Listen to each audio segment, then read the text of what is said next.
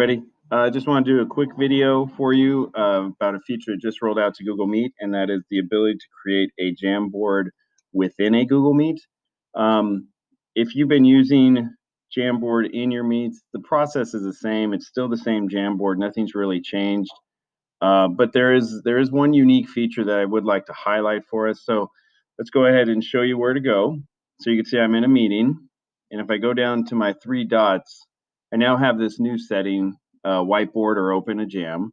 Click that, and it gives me an option right away of either starting a brand new board or choosing one from the drive. So if you have one saved from your drive from another lesson, you could go ahead and open up that one and click that. And here's the difference. So if I'm using Jamboard in my regular class, I have it open, I'm sharing that screen. I'm not really worried about sharing the whole file with my students. It's not something I'm thinking about. And if you don't want to give them access, just click Don't Give Access. But here's my take on why I think you want to.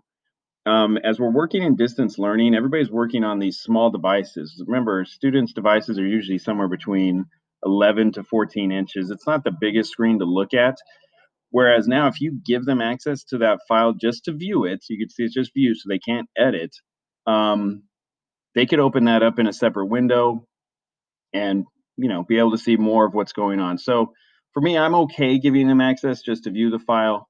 But once again, that's your preference. If you don't want to, just go ahead and click Don't Give Access. So I'm going to go ahead and allow access. One other thing that I need to mention, this will only detect how many people are in the meeting at a time. So if you have students that come in late, I know it happens sometimes, it's rare, but if you have students that are coming in late, they're not going to get that link that's going to get posted in the chat. So just keep that in mind. That'll have to be shared with them individually, unless you go ahead and click on this one, link sharing for anybody in Walnut Valley. Once again, you're just giving them access to view the file. That's up to you. I'm just going to share with one. I'm going to click send. You can see my Jamboard is starting. Now I'm going to go ahead and go to the student's view. So in the student's view, I don't see the Jamboard because I haven't started the presentation, but I notice here in the chat, there is a message. So if I click that, Google will automatically send this in the chat. You notice I didn't have to do anything, and that's the link to the Jamboard file. So the students can click that on and view the Jamboard like full screen, so they're not worried about this smaller screen. So how do I get the student to view the Jamboard?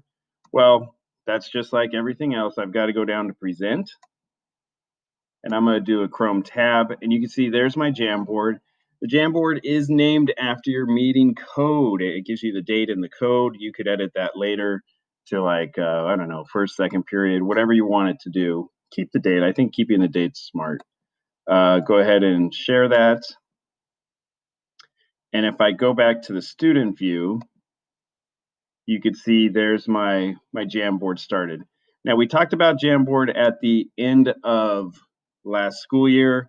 It is a digital whiteboard. It gives you a pen, sticky notes. You could insert pictures, text box. It gives you a laser pointer. So I'm just going to go pen and kind of just do a quick doodle.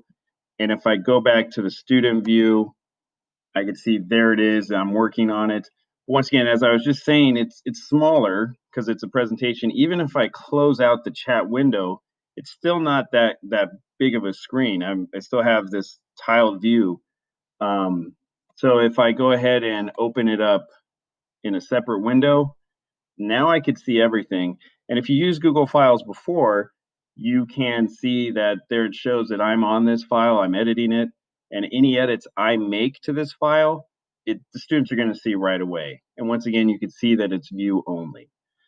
So that's a look at Jamboard being brought into Google Meet. A little tweaks from what you normally use if you've been using Jamboard, but I think it's a tweak that's actually beneficial for students. Thanks for watching. If you guys have any questions, let me know.